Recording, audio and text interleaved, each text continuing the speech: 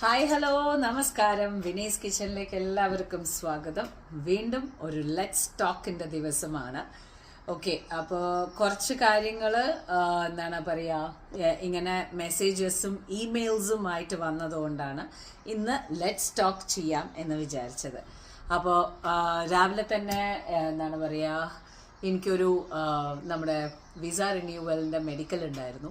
So government ഓഫീസുകളെല്ലാം നേരത്തെയാണ് തുറക്കുന്നത്. So അവിടെ പോയി കണ്ണേട്ടനും മക്കളും എല്ലാവരും സ്കൂളിലേക്ക് പോയി.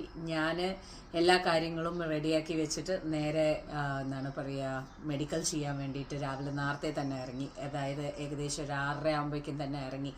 7 മണിയാകുമ്പോഴേക്കും അവിടെ തുറക്കും. 7 മണിക്ക് തുറക്കണ സമയത്ത് നമ്മളവിടെ കറക്റ്റായിട്ട് ഉണ്ടെന്നുണ്ടെങ്കിൽ വലിയ തിരക്കില്ലാതെ നമുക്ക് കാര്യങ്ങൾ നോക്കാം. അതുകൊണ്ട് തന്നെ നേരത്തെ തന്നെ അങ്ങോട്ട് ചെന്നു. ഇതപ്പോൾ കഴിഞ്ഞു, ഞാൻ തിരിച്ചു വന്നു. ഇനിയിപ്പോൾ എനിക്ക് എന്താണ് പറയുക, ഓർഡേഴ്സ് ഉണ്ട്, ഡെയിലി മീൽസിൻ്റെ കാര്യങ്ങൾ നോക്കാനുണ്ട്. അത് കഴിഞ്ഞതിന് ശേഷം ഇപ്പോൾ കഴിഞ്ഞ ഏകദേശം ഒരു 1 മാസത്തോളം എന്ന് വേണമെങ്കിൽ പറയാം. ഞാൻ എല്ലാ ദിവസവും എനിക്ക് അബുദാബി ട്രിപ്പ് ഉണ്ട്. എന്താ കാര്യം വെച്ചാൽ അവിടെ വർക്ക് ഉണ്ട്. അപ്പോൾ അങ്ങടേക്ക് ചെല്ലണ കാര്യങ്ങൾ ഉച്ചയ്ക്ക് ശേഷമാണ് അങ്ങോട്ട് ചെല്ലേണ്ട കാര്യങ്ങൾ വരുന്നത്. സോ ലൈഫ് ബിസി ആയിട്ടുള്ള രീതിയിൽ അങ്ങനെ അങ്ങോട്ട് പോണു. സോ രാവിലെ നേരത്തെ മക്കൾ അവരുടെ സ്കൂള്, അത് കഴിഞ്ഞതിന് ശേഷം എൻ്റെ ഓർഡേഴ്സ്, ദുബായിലുള്ള കംപ്ലീറ്റ് കാര്യങ്ങൾ, അത് കഴിഞ്ഞതിന് ശേഷം പിന്നെ ഏകദേശം മക്കളെ കൊണ്ടുവരും. മക്കളെ റമദാൻ ടൈമിംഗ് ആയതുകൊണ്ട് തന്നെ ടോട്ടലി ഡിഫറെൻ്റ് ആയിട്ടുള്ള ഒരു ടൈമിങ്സ് ആണ്. അത് കഴിഞ്ഞതിന് ശേഷം പിന്നെ നേരെ വീട്ടിലേക്ക് മക്കളെ കൊണ്ടുവന്നതിന് ശേഷം അവർക്ക് വേണ്ട കാര്യങ്ങളെല്ലാം ചെയ്തു വെച്ച്, രാത്രിക്ക് വേണ്ട കാര്യങ്ങളെല്ലാം ചെയ്തു വെച്ചതിന് ശേഷം പിന്നെ എനിക്ക് വൈകുന്നേരത്തെ ഓർഡേഴ്സ് ഉണ്ടാവും. അതെല്ലാം കഴിഞ്ഞതിന് ശേഷം പിന്നെ ഞാൻ അബുദാബി ഹെഡ് ചെയ്യും. അബുദാബിയിൽ കഴിഞ്ഞതിന് ശേഷം തിരിച്ചു വരാൻ ഏകദേശം എന്തായാലും ഒരു 10:30, 11 ആവും. ഞാൻ നേരെ പിന്നെ സാധനങ്ങൾ വാങ്ങിക്കാൻ വേണ്ടിയിട്ട് മാർക്കറ്റിലേക്ക് പോവുകയാണ് ചെയ്യുക. ബിക്കോസ് അപ്പോഴത്തേക്കും ഓർഡേഴ്സ് എല്ലാം വന്നിട്ടുണ്ടാവും അടുത്ത ദിവസത്തേക്കുള്ളതിന്. സോ അതെല്ലാം ചെയ്തിട്ട് തിരിച്ചു വീട്ടിലേക്ക് വരിക. ഇത് തന്നെയാണ് അങ്ങോട്ട് പോയിക്കൊണ്ടിരിക്കുന്നത് കാര്യങ്ങൾ. ഓക്കെ, സോ നിങ്ങൾ ചോദിച്ച കുറച്ച് കാര്യങ്ങൾക്കുള്ള ഉത്തരമാണ് ഇന്ന് ഞാൻ നിങ്ങളുടെ അടുത്ത് പറയാൻ പോകുന്നത്. ഓക്കെ, അപ്പോൾ നമുക്ക് തുടങ്ങാം. ഓക്കെ, അപ്പോൾ നമ്മൾ ആദ്യത്തെ ചോദ്യം ചോദിച്ചിരിക്കുന്നത്, പേര് പറഞ്ഞോളൂ കുഴപ്പമില്ല എന്ന് പറഞ്ഞിട്ടുണ്ട്. സൈന എന്ന് പറഞ്ഞ മോളാണ് ചോദിച്ചിരിക്കുന്നത്. വിനി ആൻറ്റി, ഞാൻ സൈനയാണ്. ഞാൻ എറണാകുളത്തു നിന്നാണ് ഞാൻ നിങ്ങൾക്ക് ഈ മെസ്സേജ് അയക്കുന്നത്. ഞാൻ വളരെയധികം ആഗ്രഹിക്കുന്ന ഒരു കാര്യം എന്താണെന്ന് വെച്ചാൽ, എൻ്റെ ലൈഫിൽ എങ്ങനെയാണ് ഞാനൊരു പ്രയോറിറ്റി കൊണ്ടുവരേണ്ടത്. പഠിക്കണം എന്ന് ഒരുപാട് കാര്യങ്ങൾ ഞാൻ കറക്റ്റായിട്ട് ചെയ്ത് മനസ്സിൽ വെക്കാറുണ്ട്. പക്ഷേ എനിക്ക് കറക്റ്റായിട്ട് അത് പ്രാക്ടിക്കലായിട്ട് കൊണ്ടുവരാൻ പറ്റാറില്ല. എനിക്ക് തോന്നുന്നു മനു ഏട്ടൻ ഇപ്പോൾ യൂണിവേഴ്സിറ്റിക്ക് പോകാനുള്ള പ്രിപ്പറേഷൻസിലായിരിക്കും. മനു ഏട്ടൻ എങ്ങനെയാണ് ചെയ്തത്, വിനി ആൻറ്റി എങ്ങനെയാണ് മനു ഏട്ടന് വേണ്ടിയിട്ട് ഹെൽപ്പ് ചെയ്യുന്നുണ്ടായിരുന്നത്, എനിക്ക് എവിടെയാണ് തുടങ്ങേണ്ടത്, എന്ത് പ്രയോറിറ്റൈസ് ചെയ്യണം എന്ന് എനിക്കൊന്നും തന്നെ മനസ്സിലാവുന്നില്ല. ഞാനും ഇനി അടുത്ത ഹയർ സ്റ്റഡീസിന് പോകാനുള്ള പ്രിപ്പറേഷൻസിലേക്കാണ്. ഇനി 1 കൊല്ലം കൂടിയുണ്ട്. ഞാൻ എന്താ ചെയ്യേണ്ടത് ആൻറ്റി? എനിക്ക് വളരെ കൺഫ്യൂസ്ഡ് ആയിട്ടുള്ള ഒരു സ്റ്റേറ്റിലാണ് ഞാൻ. എന്നെ ഒന്ന് ഹെൽപ്പ് ചെയ്യാമോ? മനുവേട്ടനെ എങ്ങനെയാണ് പ്രയോറിറ്റൈസ് ചെയ്യാൻ പഠിപ്പിച്ചു കൊടുത്തത് എന്നൊന്ന് പറയാമോ? That's A very good thing. അപ്പോൾ മോളു, ഫസ്റ്റ് തിങ്, ഇതേ തന്നെ കൺഫ്യൂഷൻ മനുവേട്ടനും ഉണ്ടായിരുന്നു. ഓക്കെ, മനുവേട്ടനെ സംബന്ധിച്ചിടത്തോളം, ഇതിപ്പോൾ എല്ലാ കുട്ടികൾക്കും വേണ്ടിയിട്ടാണ് ഞാൻ പറയണത്. സോ നമ്മൾ ആദ്യം മനസ്സിലാക്കേണ്ട ഒരു കാര്യം എന്ന് വെച്ചാൽ, ഇതിൽ പാരൻസും കൂടിയിട്ട് ഇൻവോൾവ് ചെയ്യേണ്ട ഒരു കാര്യമാണ്. ഓക്കെ, അപ്പോൾ ഞാൻ എങ്ങനെയാണ് അത് മനുവിൻ്റെ കാര്യത്തിൽ ഡീൽ ചെയ്തത്, അല്ലെങ്കിൽ ഞാൻ എങ്ങനെയാണ് ഇപ്പോൾ കിച്ചുവിൻ്റെ കാര്യത്തിലും ഡീൽ ചെയ്യുന്നത് എന്നുള്ളതാണ് ഞാനിപ്പോൾ നിങ്ങളുടെ അടുത്ത് ഷെയർ ചെയ്യുന്നത്. സോ മനുവിന് ഇതേപോലെ തന്നെയാണ് മനുവിനും പ്രശ്നങ്ങൾ ഉണ്ടായിരുന്നത്. മോള് പറഞ്ഞതിൽ ഒരു തെറ്റുമില്ല. ഒരു ഏജും ഒരു സർട്ടൻ ലെവൽ വരണ സമയത്ത് എങ്ങനെയാണ് നിങ്ങൾക്ക് നിങ്ങളുടെ പഠിപ്പും നിങ്ങളുടെ കാര്യങ്ങളും കൊണ്ടുപോകേണ്ടതെന്നുള്ളത് അറിയാതെ സ്റ്റക്കായി നിൽക്കുക എന്ന് പറയുന്നത് വലിയ ഒരു വിഷയമായിട്ടോ ഇല്ലെങ്കിൽ നിങ്ങളുടെ ഒരു ഡ്രോബാക്ക് ആയിട്ടോ ഒന്നും നിങ്ങൾ കാണേണ്ട കാര്യമില്ല. ഓക്കെ, ഇത് എല്ലാവർക്കും സംഭവിക്കുന്ന കാര്യം തന്നെയാണ്, എല്ലാ കുട്ടികൾക്കും സംഭവിക്കുന്ന കാര്യമാണ്. ഇനിയിപ്പോൾ നിങ്ങൾക്ക് മാത്രമെന്നല്ല, ഇത് വലിയ ആൾക്കാർക്കും പല കാര്യങ്ങളും ഒരുമിച്ച് വരുന്ന സമയത്ത് ഏത് പ്രയോറിറ്റൈസ് ചെയ്ത് കൊണ്ടുപോകണം എന്ന് അറിയാത്ത ഒരു രീതിയിൽ നടക്കുന്ന ഒരു കാര്യം തന്നെയാണ്. So getting stuck and not knowing how to prioritise എന്നുള്ളത് അതൊരു വലിയ കാര്യമായിട്ട് നമ്മൾ എടുത്തു കഴിഞ്ഞിട്ടുണ്ടെങ്കിൽ പിന്നെ നമ്മൾ വീണ്ടും വീണ്ടും വീണ്ടും സ്റ്റക്കായി കൊണ്ട് പോവാന്നല്ലാതെ അതിനെ മുന്നോട്ടേക്ക് കൊണ്ടുപോകാൻ നമുക്ക് പറ്റില്ല. ഓക്കെ, അപ്പോൾ ഇനിയിപ്പോൾ മോളുടെ കാര്യത്തിനെ സംബന്ധിച്ചിടത്തോളം നിങ്ങൾക്ക് ഒരുപാട് എക്സ്ട്രാ കരിക്കുലർ ആക്ടിവിറ്റീസ് ഉണ്ടാവും, നിങ്ങൾക്ക് ഒരുപാട് പ്രോജക്ട്സ് ഉണ്ടാവും, നിങ്ങൾക്ക് ഒരുപാട് പഠിക്കാനുണ്ടാവും, നിങ്ങൾക്ക് ഒരുപാട് എക്സാംസ് ഉണ്ടാവും, അസസ്മെന്റ് ഉണ്ടാവും, അസൈൻമെന്റ്സ് ഉണ്ടാവും. അതായത് അസസ്മെന്റ്, അസൈൻമെന്റ്സ്, പ്രോജക്റ്റ്, ഡെയിലി പഠിക്കാനുള്ളത്, ഇങ്ങനെയാണ് നിങ്ങളുടെ കാര്യങ്ങൾ പോയിക്കൊണ്ടിരിക്കുന്നത്. സോ ഇതേ സംഭവങ്ങളൊക്കെ തന്നെയാണ് മനുവിനും ഉണ്ടായിരുന്നത്. അപ്പൊ മനു എന്ത് ചെയ്യുന്ന വെച്ചാല് ആദ്യം ഒരു സംഭവം എടുക്കും, അപ്പോഴാണ് അവന് മനസ്സിലാവുക ഈ ഒരു സംഭവം കൂടി തീർക്കാനുണ്ട് എന്നുള്ളത്. പിന്നെ അവൻ അതിലേക്ക് പോകും, അപ്പൊ ഇതിനെ വിടും. സോ അവൻ മൊത്തത്തിൽ കൺഫ്യൂസ്ഡ് ആയിട്ട് രാത്രി നേരത്തൊക്കെ ഒരുപാട് സമയം ഉറക്കമൊഴിച്ച് ഇരിക്കുന്ന ഒരു ടൈമുകളൊക്കെ ഉണ്ടായിരുന്നു.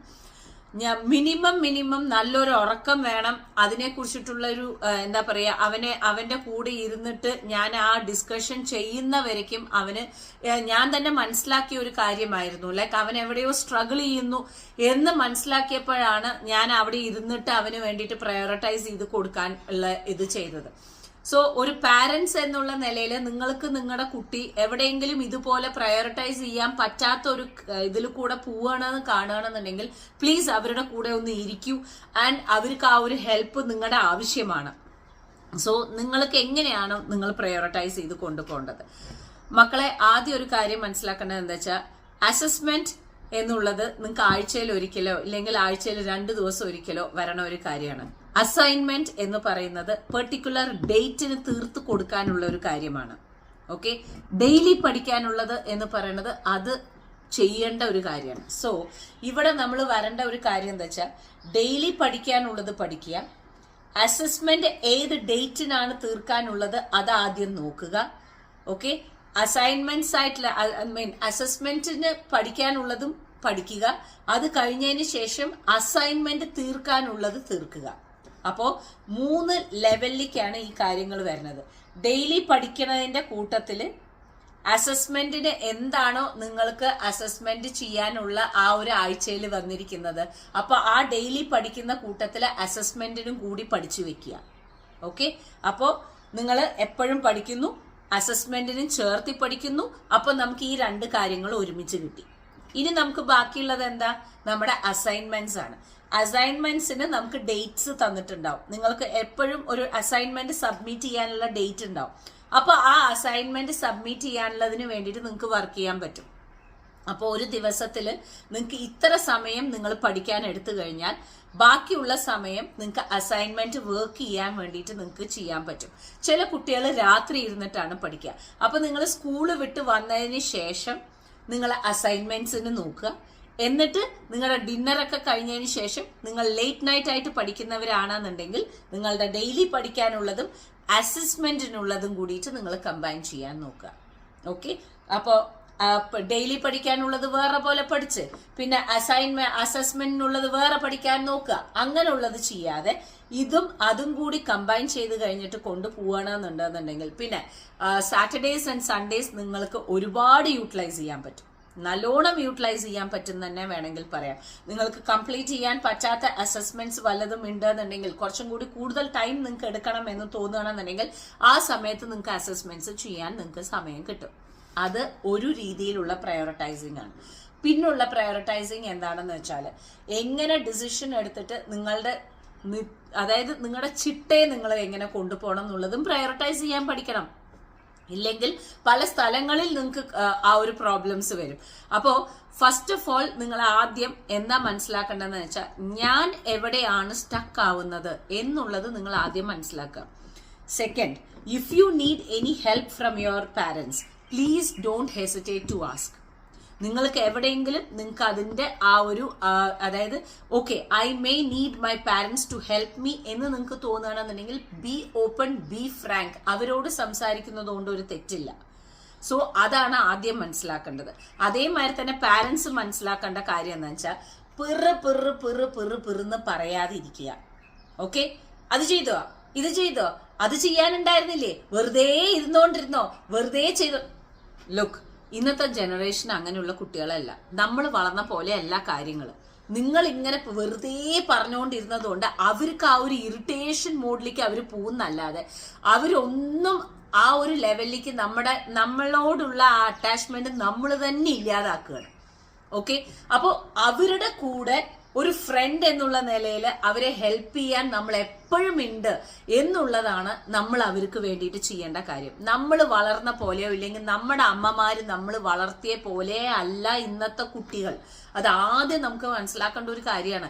പല ആൾക്കാരും അത് മനസ്സിലാക്കാതെ പോകുന്ന ഒരേ ഒരു കാര്യം എന്ന് വെച്ചാൽ നമ്മൾ എങ്ങനെയാണോ ചെയ്തത്, നമ്മുടെ അമ്മമാരെങ്ങനെയാണോ നമ്മളെ വളർത്തിക്കൊണ്ടുവന്നത് അതുപോലെ നമ്മൾ ഇതാക്കണം എന്നുള്ളത്. നോ, കാലങ്ങൾ മാറി, അവരുടെ ചിന്താഗതി മാറി, ഇത് എന്താണ് പറയാ, അവരുടെ ആ ഒരു കാഴ്ചപ്പാട് മാറി.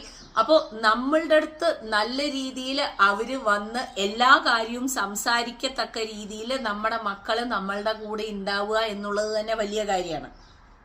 ഓക്കെ, എത്രയോ മക്കള് ഈ ഒരു കാരണം കൊണ്ട് തന്നെ ഇനിയിപ്പോ ഇവരുടെ അടുത്തൊക്കെ പറഞ്ഞിട്ട് എന്താണ് എന്നുള്ള ലെവലിലേക്ക് ഷട്ട് ഡൗൺ ചെയ്തിരിക്കുന്ന കാര്യങ്ങൾ ഒരുപാട് നമ്മൾ കാണുന്നുണ്ട്.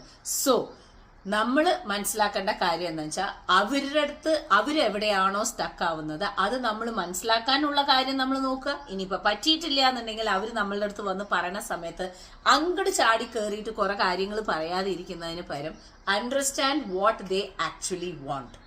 അതാണ് നമ്മൾ ആദ്യം മനസ്സിലാക്കേണ്ടത്. Give them their freedom, but നമ്മൾക്ക് ആ ഒരു ഉറപ്പ് വേണം. ലൈക്ക് എന്തുണ്ടെങ്കിലും അവരെൻ്റെ അടുത്ത് വന്ന് പറയും എന്നുള്ള ഉറപ്പ്. They will discuss with me. അതെങ്ങനെയാ ഉണ്ടാക്കുക? ദാറ്റ് ഈസ് ഓൺലി നമ്മൾ അവരുടെ കൂടെ എല്ലാ കാര്യത്തിനും നമ്മൾ അവരുടെ ഫ്രണ്ട് ആയിട്ടുള്ള രീതിയിൽ അവരുടെ ഏറ്റവും കൂടുതൽ അവർക്ക് മനസ്സിലാക്കുന്ന ഒരു വ്യക്തിയായിട്ട് എന്ന് നമ്മൾ മാറുന്നു, അന്നായിരിക്കും നമ്മൾ അവരുടെ ഏറ്റവും ബെസ്റ്റ് ഫ്രണ്ട് ആയിട്ട് മാറുന്നത്. അവരെ നമ്മൾ ജഡ്ജ് ചെയ്യുന്നില്ല എന്ന് നമ്മൾ എപ്പം മനസ്സിലാക്കുന്നുവോ അന്നായിരിക്കും നമ്മൾ അവർക്ക് വേണ്ടിയിട്ടുള്ള കാര്യങ്ങൾ നമുക്ക് ചെയ്യാൻ ഹെൽപ്ഫുൾ ആയിട്ടുള്ള രീതിയിൽ നമുക്ക് അവർക്ക് ചെയ്യാൻ പറ്റുക. സോ മോളു ഒന്നുകൊണ്ടും പേടിക്കേണ്ട. ഈ ഒരു ലെവലിലേക്ക് നിങ്ങൾ ഒന്ന് പ്രയോറിറ്റൈസ് ചെയ്യാൻ ഈ ഒരു മെത്തേഡ് ഒന്ന് മനസ്സിലാക്കി നോക്കൂ. ഞാൻ മനുവിനെ കൊണ്ടും ഞാൻ അങ്ങനെയാണ് പറയാറുള്ളത്. ഒരു എക്സാം വരുന്ന സമയത്തും ഞാൻ എപ്പോഴും പറയാറുള്ള കാര്യം അങ്ങനെയാണ്. ആദ്യം ടൈം ടേബിൾ കിട്ടിക്കഴിഞ്ഞിട്ടുണ്ടെങ്കിൽ ഏത് എക്സാമിന് എത്ര ദിവസമുണ്ട്, ഏത് എക്സാംസിന് നമുക്ക് ഒഴിവുണ്ട്, ഏത് എക്സാം നമുക്ക് ഒഴിവില്ലാത്ത കാര്യമാണ്, അപ്പൊ എന്തൊക്കെ നമ്മൾ പഠിച്ചു വെച്ചിരിക്കണം എന്നുള്ളതൊക്കെയാണ് നമ്മൾ ആദ്യം മനസ്സിലാക്കേണ്ടത്. ഓക്കെ, അപ്പൊ മോൾക്ക് എല്ലാവിധ ആശംസകളും. And please go ahead. എന്താണ് ആഗ്രഹിക്കുന്നതെന്ന് വെച്ചാൽ എല്ലാം നടക്കട്ടെ, ഈശ്വരാനുഗ്രഹം ഉണ്ടാവട്ടെ. ഓക്കെ ഓക്കെ, ഇനി അടുത്ത നമുക്ക് വരാം. അയ്യോ, വീണ്ടും അടുത്തത് ഡ്രൈവിംഗ് ആണ് കേട്ടോ. ഡ്രൈവിങ്ങിനെ കുറിച്ചിട്ടാണ് ചോദിച്ചിരിക്കുന്നത്. വിൻചേച്ചി, ആദ്യമൊക്കെ ഡ്രൈവ് ചെയ്യുന്ന സമയത്ത് ഭയങ്കര പേടിയാണ് എന്ന് പറഞ്ഞല്ലോ. ഒരു സംശയമുള്ളത് എങ്ങനെയാണെന്ന് വെച്ചാൽ, ഇത് വേറൊരു കുട്ടിയും കൂടിയിട്ട് എൻ്റെ അടുത്ത് ഇൻസ്റ്റയിൽ ചോദിച്ചിട്ടുണ്ടായിരുന്നു കേട്ടോ. എങ്ങനെയാണ് മാപ്പ് വെച്ച് പഠിക്കാൻ പഠിച്ചത്? അത് വളരെ നല്ലൊരു ചോദ്യമാണ് മക്കളെ. ഈ മാപ്പ് വെച്ച് പഠിക്കുക എന്നുള്ളത് ഓക്കെ, ഇത് തീർക്കട്ടെ. എനിക്ക് ഒന്നുമില്ലെങ്കിൽ റോഡിൽ കോൺസെൻട്രേറ്റ് ചെയ്യണം, ഇല്ലെങ്കിൽ മാപ്പിൽ കോൺസെൻട്രേറ്റ് ചെയ്യണം. ഇത് രണ്ടും കൂടിയിട്ട് എനിക്ക് പറ്റുന്നില്ല. ഈ കണ്ണ് അങ്ങടും ഇങ്ങടും ആയിട്ട് ആവുമ്പോഴേക്കും കോൺസെൻട്രേഷൻ പോകുന്നു. എനിക്ക് ഭയങ്കര പേടിയാവുന്നു. എനിക്ക് സ്വന്തമായിട്ട് വീട്ടിൽ പോലും തിരിച്ചു വരാൻ പറ്റാത്ത പോലുള്ള ഒരു അവസ്ഥകൾ ഉണ്ടായിട്ടുണ്ട്. ഞാൻ വണ്ടി നിർത്തിയിട്ട് ഞാൻ സോഫറിനെ വിളിച്ചിട്ട് വരുന്ന ഒരു സിറ്റുവേഷൻ ഉണ്ടായിട്ടുണ്ട്. ഓക്കെ, സോഫർ എന്ന് പറയുന്നത് ഇവിടുത്തെ ഒരു സർവീസാണ്. ആ ഒരു ഡ്രൈവേഴ്സ് നമുക്ക് വരും. നമുക്ക് ആവശ്യമുണ്ടെന്നുണ്ടെങ്കിൽ നമ്മൾക്ക് ഡ്രൈവേഴ്സിനെ വിളിക്കാം. ഡ്രൈവേഴ്സ് വന്നിട്ട് നമ്മളെ കൊണ്ടുവരും, നമ്മുടെ കാർ എടുത്തിട്ട് വരും. അതാണ് ആ കുട്ടി പറഞ്ഞിട്ടുള്ള സോഫർ എന്ന് പറയുന്നത്. ഓക്കെ ഓക്കെ, നോക്കൂ മക്കളെ, നമ്മള് ഇപ്പോ ശരിക്കും പറഞ്ഞു കഴിഞ്ഞിട്ടുണ്ടെന്നുണ്ടെങ്കിൽ ആ ഡ്രൈവ് ചെയ്യണ സമയത്ത്, ആദ്യമൊക്കെ ഡ്രൈവ് ചെയ്യുന്ന സമയത്ത് നമുക്ക് ശരിക്കും പറഞ്ഞു കഴിഞ്ഞാൽ മാപ്പ് കാര്യങ്ങളൊന്നും ഞാൻ യൂസ് ചെയ്തിട്ടേ ഇല്ല. എനിക്ക് വേണ്ട പെർട്ടിക്കുലർ കാര്യങ്ങൾ ആദ്യം ഡ്രൈവ് ചെയ്യുന്ന സമയത്ത് ഞാൻ വേണ്ട കാര്യങ്ങൾ മനസ്സിലാക്കി പഠിച്ചു റൂട്ട് വെച്ചിരിക്കുകയായിരുന്നു.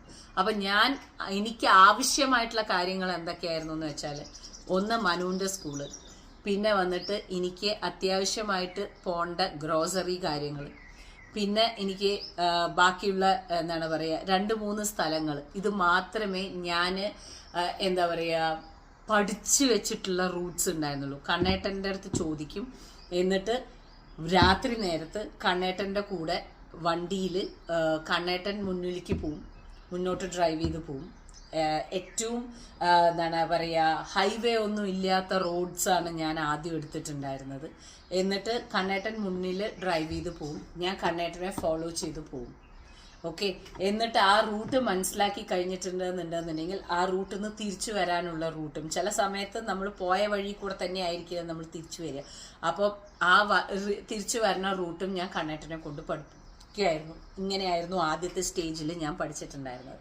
പിന്നെയാണ് വെയ്സ് എന്ന് പറയുന്ന ഒരു ആപ്പ്, എന്താണ് ഗൂഗിൾ മാപ്സിനെക്കാട്ടിലും കുറച്ചും കൂടി എന്താണ് വെയ്സ് എന്ന് പറയുന്ന ആപ്പ് എനിക്ക് സൗകര്യമായിട്ട് തോന്നി. എന്താ കാര്യം എന്ന് വെച്ചാൽ, ആ വെയ്സ് ആപ്പിളിന്റെ പ്രത്യേകത എന്താണെന്ന് വെച്ചാൽ, എത്ര ലൈൻ ഉണ്ട്, ആ അത്ര ലൈനിൽ ഏത് ലൈനിൽ നമ്മൾ നിൽക്കണം, ഏത് ലൈനിൽ നിന്ന് കഴിഞ്ഞിട്ടുണ്ടെങ്കിൽ അത് വരണതിന് മുമ്പ് തന്നെ ഇൻഫർമേഷൻ വരും. ടപേന്നും പറയില്ല.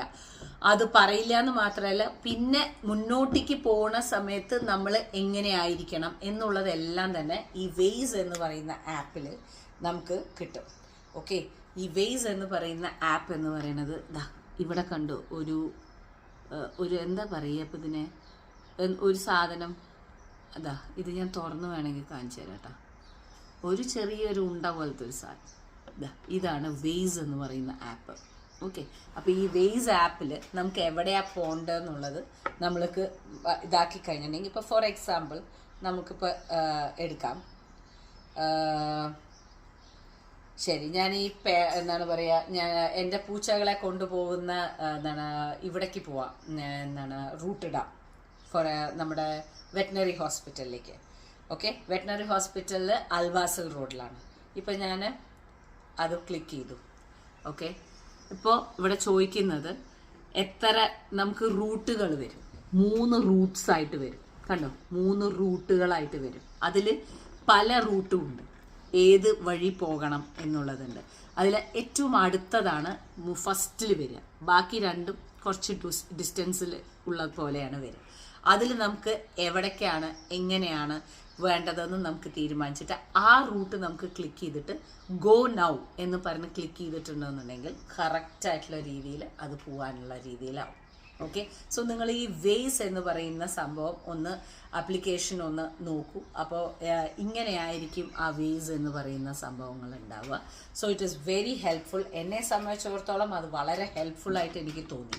ഇനി അടുത്ത് വരുന്ന ഒരു കാര്യം എന്ന് വെച്ചാൽ, ഈ വെയ്സ് ഇവിടെ വെച്ചിട്ട്, അതായത് മാപ്പ് ഇവിടെ വെച്ചിട്ട് നമ്മൾ വണ്ടി ഓടിക്കുന്നു എന്നുള്ളതാണ് നമ്മൾ അടുത്ത് വരുന്ന ഒരു കാര്യം. എപ്പോഴും മാപ്പ് നമ്മൾ ഒന്ന് നോക്കുക മാത്രം, അതായത് കണ്ണിൽ നമ്മൾ ഇടയ്ക്ക് ഒന്ന് നോക്കുന്നു. ഞാൻ മാക്സിമം കേൾക്കുകയാണ് ചെയ്യുക.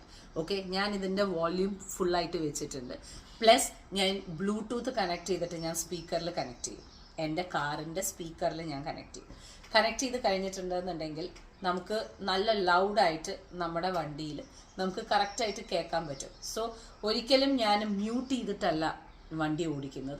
ഞാൻ വെയ്സ് എനിക്ക് കാണാൻ പറ്റുന്നുണ്ടെങ്കിലും ഞാൻ ഇങ്ങനെയാണ് വെച്ചിരിക്കണമെന്നുണ്ടെങ്കിലും എനിക്ക് കേൾക്കാൻ പറ്റും. സോ പോയിക്കൊണ്ടിരിക്കുന്ന സമയത്ത് അത് പറയും, like in 300 meters take right എന്ന് പറയണമെന്നുണ്ടെന്നുണ്ടെങ്കിൽ എനിക്ക് കേൾക്കാൻ പറ്റും. So I am getting prepared. Okay, in 300 meters ഞാൻ റൈറ്റിലേക്ക് എടുക്കണം എന്നുള്ളത് എനിക്ക് മനസ്സിലാക്കാൻ പറ്റും. അങ്ങനെയാണ് ഞാൻ പഠിച്ചത്. പിന്നെ ഇത് എക്സ്പീരിയൻസിലൂടെ തന്നെയാണ് വരുന്നത്. ഇത് ആരും തന്നെ നമ്മൾ ഇരുത്തിയിട്ട് നമുക്ക് പഠിപ്പിച്ചു തരാൻ പോകുന്നില്ല. ഇത് നമ്മൾ എക്സ്പീരിയൻസിലൂടെ തന്നെ നമ്മൾ പഠിച്ചെടുക്കണം. യെസ്, നമുക്ക് തെറ്റും. നമുക്ക് വേസിന്റെ കാര്യത്തിൽ പറയുകയൊന്നും വേണ്ട. എവിടേക്ക് പോയിട്ടാണ് ഏതോ ഒരു എക്സിറ്റ് ഞാൻ എടുക്കാൻ മറന്നു. ഓക്കെ, അപ്പോൾ ഓക്കെ, അത് എനിക്ക് വേറെ കാൽക്കുലേറ്റ് ചെയ്തിട്ട് അതെനിക്ക് പറഞ്ഞു, ഇനി മുന്നോട്ടേക്ക് പോയിക്കോളൂ, അവിടെ പോയി കഴിഞ്ഞിട്ട് എക്സിറ്റ് എടുക്കാൻ പറഞ്ഞു. എനിക്കാണെങ്കിൽ ഹൈവേ കൂടെ പോകുന്ന ആ ഒരു ബേജാറിൽ ആദ്യത്തെ സ്റ്റേജിൽ എനിക്ക് കാൽക്കുലേഷൻസ് തെറ്റിയിട്ട് എനിക്ക് റൈറ്റ് ലൈനിലേക്ക് കടക്കാനേ പറ്റുന്നില്ല. വണ്ടികൾ പോയിക്കൊണ്ട് തന്നെ ഇരിക്കുക, എനിക്ക് ഇങ്ങോട്ട് മാറാൻ പറ്റുന്നില്ല. ഞാൻ അറിയാതെ പോയിട്ട് ഞാൻ ലെഫ്റ്റിലേക്ക് വന്നിട്ട് നിൽക്കുകയാണ്. എനിക്കിങ്ങനെ പോവാനേ പറ്റുന്നില്ല. അപ്പോൾ ആദ്യത്തെ എക്സിറ്റ് ഞാൻ തെറ്റി, എനിക്ക് പോണ്ട എക്സിറ്റ് തെറ്റി. അത് കഴിഞ്ഞതിന് ശേഷം രണ്ടാമത് അത് കാണിച്ചു, അതിലേക്കും ഞാൻ തെറ്റി. മൂന്നാമത് അത് കാണിച്ചു, മൂന്നാമത്തതിലും കാണിച്ചു. 3-4 പ്രാവശ്യം ഞാൻ തെറ്റിച്ചപ്പോൾ ഈ വേസിന്റെ നല്ല രസമാണ് കേട്ടോ, നല്ല കോമഡിയാണ്.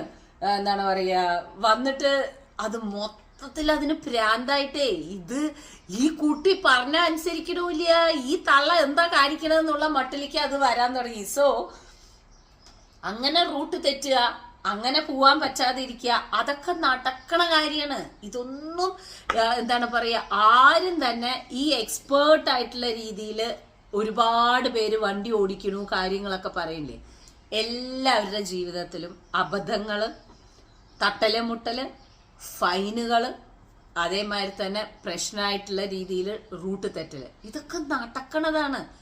ഒരാളും ഇപ്പോൾ വന്നിട്ട് ഡിസ്കസ് ചെയ്യാൻ പോണില്ല എന്ന് മാത്രമേ ഉള്ളൂ. മനസ്സിലായില്ലേ? സോ ഇതാണ് നമ്മൾ മനസ്സിലാക്കേണ്ട വേറൊരു കാര്യം. So it happens with everyone, it's not only you എന്നുള്ളതാണ് മനസ്സിലാക്കേണ്ടത്. ഓക്കെ, സോ ഈ ഒരു ആപ്പ് ഒന്ന് ട്രൈ ചെയ്ത് നോക്കൂ, നിങ്ങൾക്ക് ഇഷ്ടമാവും. ഓക്കെ, ഇനി അടുത്തതാണ്. ഹായ് വിൻചേച്ചി, പേര് പറയണ്ട, ഞാൻ ഒരു സീരിയസ് ആയിട്ടുള്ള കാര്യം എനിക്കൊന്ന് ചോദിച്ചു മനസ്സിലാക്കാനും പല ആൾക്കാർ ഇതുപോലെ ഉണ്ട്, അവർക്ക് വേണ്ടിയിട്ട് വിൻചേച്ചിയുടെ സൊല്യൂഷൻ എന്താണ് എന്ന് അറിയാൻ വേണ്ടിയിട്ടാണ് ഞാൻ ചോദിക്കുന്നത്. ചേച്ചി, എൻ്റെ പ്രശ്നം എന്താണെന്ന് വെച്ചാൽ ഞാൻ ഹസ്ബൻഡിനെ ഒരുപാട് ഡിപ്പെൻഡ് ചെയ്യുന്ന ഒരാളാണ്. എനിക്ക് ഈവൻ ഒരു മല്ലിച്ചെപ്പ് വേണം എന്നുണ്ടെന്നുണ്ടെങ്കിൽ പോലും ഞാൻ ഹസ്ബൻഡിനെ ഡിപ്പെൻഡ് ചെയ്യുന്നു. എനിക്ക് അതില്ലാതെ പറ്റില്ല. I feel I am neglected, I feel I am ignored if he doesn't take care of small things in my life. I mean the smallest of the smallest. എനിക്കൊരു വിക്സ് വേണം എന്നുണ്ടെങ്കിൽ പോലും ഞാൻ മൂപ്പരുടെ അടുത്ത് വിളിച്ച് ഓഫീസിലേക്ക് വിളിച്ച് ചോദിക്കും. എന്നിട്ട് ഞാൻ പറയാറുണ്ട്, ഞാൻ വിക്സ് തേച്ചോട്ടെ, സീരിയസ്ലി വിക്സ് തേച്ചോട്ടെ എന്നുള്ളത്. പക്ഷേ ഇപ്പോഴായിട്ട് എനിക്ക് മനസ്സിലാക്കാൻ പറ്റുന്നു, like I am getting too much. ഇതൊരു മാനസിക രോഗമായിട്ട് എനിക്ക് മാറിക്കൊണ്ടിരിക്കുന്നു. Plus my husband is feeling so irritated. മൂപ്പർക്ക് മീറ്റിംഗ്സ് അറ്റൻഡ് ചെയ്യാൻ എൻ്റെ കാരണം കൊണ്ട് പറ്റാറില്ല. ഓഫീസിൽ പോകുമ്പോൾ ഞാൻ പല പ്രാവശ്യം ഒരുപാട് കോൾസ് ചെയ്ത് ബുദ്ധിമുട്ടിപ്പിക്കാറുണ്ട്. എനിക്ക് തന്നെ വിഷമം തോന്നിക്കുന്നു, ഞാൻ എന്തുകൊണ്ടാണ് ഇങ്ങനെ ആയിപ്പോയത് എന്ന്. ഇത് ഞാൻ എങ്ങനെയാണ് ക്യൂർ ചെയ്യേണ്ടത്, ഇല്ലെങ്കിൽ ഞാൻ എങ്ങനെ ഇതിന്ന് ഔട്ട് ആയിട്ട് വരണം. എന്നെ ഒന്ന് ഹെൽപ്പ് ചെയ്യൂ വിൻചേച്ചി. ഇതുപോലെ പല കുട്ടികളും ഉണ്ട് എന്ന് വിചാരിക്കുന്നു. ഞാൻ ന്യൂസിലാൻഡിലാണ്. ഇനി ഈ കാരണം കൊണ്ടാണോ ഞാൻ ഇങ്ങനെ ആയിപ്പോയത്? ഓക്കെ മോളെ, സോ ബേസിക്കലി ഈ ഡിപ്പെൻഡൻസി എന്ന് പറയുന്ന കാര്യങ്ങൾ ഒരുപാട് സ്ത്രീകൾ ചെയ്യുന്ന ഒരു കാര്യം അത് തന്നെയാണ്. നമ്മൾ ഒരു ചില കാര്യങ്ങളൊക്കെ നമ്മൾ മനസ്സിലാക്കണം. ഓക്കെ, എല്ലാപ്പോഴും എല്ലാ കാര്യത്തിനും നമ്മൾ ഫുള്ളായിട്ട് അവരെ ഡിപ്പെൻഡ് ചെയ്തുകൊണ്ടിരുന്നിട്ടുണ്ടെന്നുണ്ടെങ്കിൽ അത് അവർക്കും പ്രശ്നം തന്നെയാണ്. ഒരുപാട് കാര്യങ്ങൾ നടന്നു പോവാതിരിക്കാൻ വൈകും. ഓക്കെ, ഇന്ന് വേണമെങ്കിൽ ഇന്നത്തെ എക്സാമ്പിൾ വേണമെങ്കിൽ ഞാൻ നിങ്ങളുടെ അടുത്ത് പറയാം. എൻ്റെ ലൈഫിൽ ഉണ്ടായ കാര്യങ്ങൾ വേണമെങ്കിൽ പറയാം. ഒരു കല്യാണം കഴിഞ്ഞ ആദ്യത്തെ സ്റ്റേജിലൊക്കെ, കല്യാണം കഴിഞ്ഞപ്പോൾ മനുവൊക്കെ ഉണ്ടായിരുന്ന ഇവിടെ 7 കൊല്ലം ഉണ്ടായിരുന്നല്ലോ, ആ സമയങ്ങളിലൊക്കെ ഒരു മെഡിക്കലിന് വേണ്ടിയിട്ട്, ഇതേ വിസ റിന്യൂവലിന്റെ മെഡിക്കലിനൊക്കെ വേണ്ടിയിട്ട്, അന്ന് വണ്ടിയൊന്നുമില്ല, വണ്ടി ഓടിക്കണമൊന്നുമില്ല, നമ്മൾ കണ്ണേട്ടൻ ഡ്രൈവ് ചെയ്യണം മാത്രമേ ഉള്ളൂ. പക്ഷെ എന്നാൽ കൂടിയിട്ട് ഒരു ടാക്സി എടുത്തിട്ട് പോയിട്ട് ഈ ഒരു സംഭവങ്ങളൊന്നും തീർക്കാനോ, ഇല്ലെങ്കിൽ ഞാൻ എന്നാ പോയിട്ട് ഞാൻ തീർത്ത് വെച്ചോളാം, കണ്ണേട്ടന്റെ ജോലി നോക്കിക്കോളൂ എന്ന് പറയാനൊന്നും ഞാൻ ചെയ്തിട്ടുണ്ടായിരുന്നില്ല. അവിടെ എനിക്കും ഇത് തന്നെയാണ് തോന്നിയിട്ടുണ്ടായിരുന്നത്. എന്തുകൊണ്ട് കണ്ണേട്ടൻ വന്നിട്ട് എന്നെ കൊണ്ടുപോകുന്നില്ല? ആഹാ, ഇതുപോലും സമയമില്ലേ കണ്ണേട്ടന്? അങ്ങനെയുള്ള ഒരു രീതിയായിരുന്നു. ഞാനും അങ്ങനെയൊക്കെ തന്നെയായിരുന്നു. പക്ഷേ ആസ് നമ്മൾ കാര്യങ്ങൾ മനസ്സിലാക്കിയിട്ട് മുന്നോട്ടേക്ക് പോകും തോറും നമ്മൾ മനസ്സിലാക്കേണ്ട ഒരു കാര്യം എന്താ വെച്ചാൽ, നമ്മൾ എത്രത്തോളം അവരെ ഡിപ്പെൻഡ് ചെയ്യുന്നോ അത്രത്തോളം അവരെ സംബന്ധിച്ചിടത്തോളം അവരുടെ ആ ഒരു ഓഫീസ് വർക്കും ഈ നമ്മുടെ കാരണം കൊണ്ട് ഉണ്ടാവുന്ന കാര്യങ്ങളും ബാലൻസ് ചെയ്യാൻ അവർക്ക് ഒരു ലെവൽ വരയ്ക്കേ പറ്റൂ. അത് കഴിഞ്ഞിട്ടുണ്ടെന്നുണ്ടെങ്കിൽ ദേ വിൽ സ്റ്റാർട്ട് റിയാക്ടിങ്. നിനക്കെന്താ ഇതുപോലും ചെയ്യാൻ പറ്റില്ലേ എന്നുള്ള ഒരു ലെവലിലേക്ക് വരും. പിന്നെ അവിടെ ദേഷ്യമായി, വിഷമങ്ങളായി, കാര്യങ്ങളായി. നേരെ മറിച്ച് നമ്മൾ ഓരോ കാര്യങ്ങളും നമ്മൾ സ്വന്തമായിട്ട് ചെയ്യാൻ നമ്മൾ പഠിച്ചു കഴിഞ്ഞിട്ടുണ്ടെന്നുണ്ടെങ്കിൽ മക്കളെ, ആ ഒരു ഫ്രീഡം നല്ല സുഖമാണ്. നിങ്ങൾക്കത് അറിയാത്തതുകൊണ്ടാണ്. എൻ്റെ അമ്മയും ഇതേപോലെയാണ്, ഇപ്പോഴും അതുപോലെയാണ് എൻ്റെ അമ്മ. എൻ്റെ അച്ഛനും കൂടെ പോയിട്ട് വേണം ഒരു ഗ്രോസറി പോലും എൻ്റെ അമ്മയ്ക്ക് വാങ്ങിക്കാൻ. ഇല്ലെങ്കിൽ വളരെ റെയറാണ്. എൻ്റെ അമ്മ പറയണതേ വളരെ റെയറാണ്. ഞാനിന്ന് കൊടുവായൂർ പോയിട്ട് കാര്യങ്ങൾ നോക്കിയിട്ടോ. എൻ്റെ അച്ഛൻ അങ്ങനെയാണ് അമ്മയെ കൊണ്ടു നടന്നിരിക്കണത്. ഇപ്പോഴും അമ്മ എന്താണ് പറയുക, ഒരു മല്ലിയിലയാണെങ്കിലും ഇല്ലെങ്കിൽ ഒരു ഗ്രോസറി ആണെന്നുണ്ടെങ്കിലും എൻ്റെ അച്ഛൻ്റെ കൂടെ പോയിട്ടേ വാങ്ങിക്കാറുള്ളൂ. എൻ്റെ അമ്മയുടെ ആ ഡിപ്പെൻഡൻസി കൂടുതലാണ്. നേരെ മറിച്ച് കണ്ണേട്ടൻ്റെ അമ്മ അങ്ങനെയല്ല. കണ്ണേട്ടൻ്റെ അമ്മയെ സംബന്ധിച്ചിടത്തോളം കണ്ണേട്ടൻ്റെ അമ്മ എല്ലാം ഷീ ഡസ് എവറിത്തിങ് അലോൺ. നേരെ മറിച്ച് എൻ്റെ അച്ഛൻ എന്നെ അങ്ങനെയല്ല വളർത്തിയത്. നീ എല്ലാ കാര്യങ്ങളും ചെയ്യാൻ, നീ അത് തൻ്റെ അടുത്തോട് കൂടിയിട്ട് ചെയ്യാൻ നിനക്ക് ഉണ്ടാവണം, ആ ഒരു കഴിവ് നിനക്ക് ഉണ്ടാവണം എന്ന് പറഞ്ഞിട്ട് തന്നെയാണ് അച്ഛൻ എന്നെ വളർത്തിയത്. ഞാൻ കയറി വന്ന വീട്ടിൽ ഞാൻ കാണുന്നതും എൻ്റെ മദറില്ല അങ്ങനെയാണ്, എൻ്റെ കണ്ണേട്ടൻ്റെ അമ്മ അങ്ങനെയാണ്. She never weights four anybody. അങ്ങനെയാണോ, ഓക്കെ അമ്മ പോണു, കാര്യങ്ങൾ നോക്കുന്നു, ബാങ്കിലത്തെ കാര്യമാണോ നോക്കുന്നു. സോ ഇതാണ് ഞാൻ ഇതാവുന്നത്. യെസ്, എനിക്ക് കുറച്ച് ടൈം പീരീഡ് എടുത്തു ഞാൻ അങ്ങനെ ഒരു ഇൻഡിപെൻഡൻ്റ് ആയിട്ടുള്ള രീതിയിൽ കാര്യങ്ങൾ നോക്കാനായിട്ട്. പിന്നെ കണ്ണേട്ടൻ്റെ ബിസിനസ് ട്രിപ്സ് സ്റ്റാർട്ട് ചെയ്യുന്ന സമയത്ത് എനിക്ക് തന്നെ എൻ്റെ ലൈഫിൽ മനസ്സിലാവാത്ത കാര്യമായിരുന്നു. മാസത്തിൽ ഒരിക്കലൊക്കെയാണ്, 2 ദിവസത്തിൽ മാസത്തിൽ 2 പ്രാവശ്യമൊക്കെയാണ് കണ്ണേട്ടം വരാറുള്ളത്. അപ്പോൾ ഞാന് കുട്ടിയുടെ കാര്യം, കുട്ടി ചെറുതായിരിക്കുക. അപ്പോൾ ഇങ്ങനെയുള്ള ഒരു കാര്യങ്ങളിൽ മുഴുവൻ ഞാൻ എൻ്റെ വീട്ടിൽ നിന്ന് ആൾക്കാരെയോ അല്ലെങ്കിൽ കണ്ണേട്ടൻ്റെ വീട്ടിൽ നിന്ന് ആൾക്കാരെ വിളിച്ചു വരുത്തിയിട്ട് ഞാൻ എൻ്റെ കംഫർട്ട് സോണ് എന്നുള്ളൊരു ലെവലിലേക്ക് ഞാൻ നിൽക്കാതെ ഞാൻ അതിന്ന് പുറത്തേക്ക് എന്ന് വന്നു അന്നാണ് എനിക്ക് കുറച്ചും കൂടി എനിക്ക് തോന്നുന്നു I started enjoying my life. Because ഞാൻ എങ്ങനെ വേണം എന്നുള്ളത് ഞാൻ തീരുമാനിച്ച് ഞാൻ ബാക്കിയുള്ള കാര്യങ്ങൾ നോക്കുന്ന സമയത്ത് എനിക്ക് അതിന് വേണ്ടിയിട്ടുള്ള ആ ഒരു എന്താ പറയുക, I am able to manage. ആദ്യം ആ ഒരു സഫിക്കേഷനും ആ ഒരു മാനേജ്മെന്റിന്റെ സ്കില്ലില്ലാതെ ഞാൻ തന്നെ സ്ട്രഗിൾ ചെയ്ത് ആ ഒരു ലെവലിലേക്ക് കൊണ്ടുവന്നപ്പോൾ ഇപ്പോൾ ഡ്രൈവിങ്ങും കൂടി ആയപ്പോൾ എന്തായി, ഒന്നിനും ഡിപ്പെൻഡ് ചെയ്യാറില്ല. ഞാൻ പോകുന്നു, ഞാൻ ചെയ്യുന്നു, ഞാൻ വരുന്നു, ഞാൻ കാര്യങ്ങൾ നോക്കുന്നു, അപ്ഡേറ്റ് ചെയ്യും. കണ്ണേട്ടാ ഞാൻ എവിടെ പോകുന്നു, ഞാൻ എപ്പോഴും രാവിലെ കണ്ണേട്ടൻ്റെ അടുത്ത് പറയും ഞാൻ ഇങ്ങനെയൊക്കെയാണ്, ഇന്ന് ഇങ്ങനെയൊക്കെയാണ്, എൻ്റെ ദിവസം ഇങ്ങനെയൊക്കെയാണ് ആവാൻ പോകുന്നത് എന്നുള്ളത് ഞാൻ അപ്ഡേറ്റ് ചെയ്യും. അതല്ലാതെ ഇന്നതിന് കണ്ണേട്ടൻ വന്നിട്ടേ ഞാൻ ചെയ്യാൻ പോകുള്ളൂ, ഇന്നത് ചെയ്യാൻ ഞാൻ കണ്ണേട്ടൻ വന്നിട്ടേ നോ. ആ കാഴ്ചപ്പാട് നിങ്ങൾ എപ്പോൾ മാറ്റുന്നു? ഇപ്പൊ എൻ്റെ അടുത്ത് പറഞ്ഞില്ലേ, മെയിലിൽ അയച്ചില്ലേ, വിക്സ് പോലും തേക്കണമെങ്കിൽ ഞാൻ വിളിച്ച് എന്താണ് പറയുക, ഓഫീസിലേക്ക് വിളിച്ച് ചോദിച്ച് ഞാൻ വിക്സ് തേക്കാൻ പോണു എന്ന് പറയണത്. That's A very danger situation. I M telling you, that's A very very danger situation. അങ്ങനെ ഒന്നും ഒരാളുടെ അടുത്ത് പറഞ്ഞ് ചെയ്യേണ്ട കാര്യമില്ല. ആൻഡ് ഇപ്പൊ നിങ്ങൾ തന്നെ കുട്ടി തന്നെ അത് മനസ്സിലാക്കിയില്ലേ, മൂപ്പർക്ക് അതൊരു വളരെ ശല്യമായിട്ട് മാറുന്നു. എന്താ മോളെ, ഒരു മീറ്റിങ്ങിലായിരിക്കും മൂപ്പര് ഇരിക്കുന്നുണ്ടാവുക, ആ സമയത്തായിരിക്കും കുട്ടി വിളിക്കുന്നുണ്ടാവുക. കുട്ടി എന്ത് ഏർജൻസിയിലാണ് വിളിക്കണതെന്ന് അറിയാതെ ആയിരിക്കും മൂപ്പര് ഫോൺ എടുക്കുന്നുണ്ടാവുക. പറയൂ എന്ന് പറയണ സമയത്ത് എന്താ പറയുന്നുണ്ടാവുക അവിടുന്ന്, എനിക്ക് തലവേദനിക്കണ സമയത്തേ ഞാൻ വിക്സ് തേച്ചോട്ടെ. സത്യം, ഇതൊക്കെ എത്ര അക്രമാണ് അല്ലെ? നമ്മളത് ചെയ്യണത് തെറ്റല്ലേ? വേണം എല്ലാം ഒരു ലെവലിന്. ഓക്കെ, അപ്പോൾ വീട്ടില് എനിക്ക് തോന്നുന്നത് എന്താണെന്നറിയോ, യു ഷുഡ് സ്റ്റാർട്ട് വർക്കിംഗ്. എന്തെങ്കിലും കാര്യത്തിൽ ഇൻവോൾവ് ആയി നോക്കൂ. Your mind will start processing it self. ഈ വീട്ടിൽ ഐഡിയലായിട്ട് ഇരിക്കുന്ന സമയത്താണ് ഈ കണ്ട ചിന്തകൾ മുഴുവൻ വരുന്നത്. അല്ല, കുട്ടിക്ക് എന്തെങ്കിലും താല്പര്യം ഉണ്ടെന്നുണ്ടെങ്കിൽ അതിലേക്ക് പോകാൻ നോക്കൂ, അതായിരിക്കും നല്ലത്. എന്നിട്ട് ഏറ്റവും കൂടുതൽ ഇതിൽ നല്ലൊരു കാര്യം എന്താണെന്ന് വെച്ചാൽ, you have understood that what you are doing. ഇതൊക്കെ തെറ്റാണ് എന്നുള്ളത് കുട്ടിക്ക് മനസ്സിലാവുന്നുണ്ട്. അപ്പൊ ഇതിന്ന് എങ്ങനെ പുറത്തേക്ക് കടക്കാൻ പറ്റും? കീപ്പിംഗ് യുവർ സെൽഫ് ബിസി, അനാവശ്യമായിട്ടുള്ള കാര്യത്തിൽ ബുദ്ധിമുട്ടിപ്പിക്കാതിരിക്കുക. Try to be independent. Just ഒന്ന് പോയി നോക്കൂ.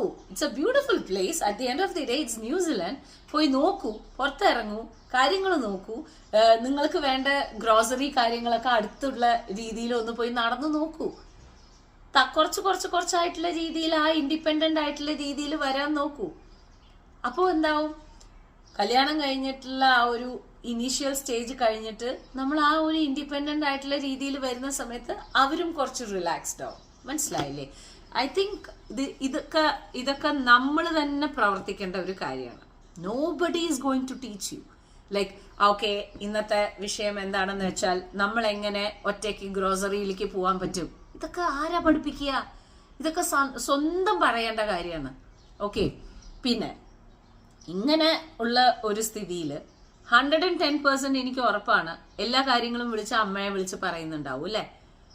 എല്ലാ കാര്യങ്ങളും അമ്മയെ വിളിച്ച് ബുദ്ധിമുട്ടിക്കുണ്ടാവില്ലേ?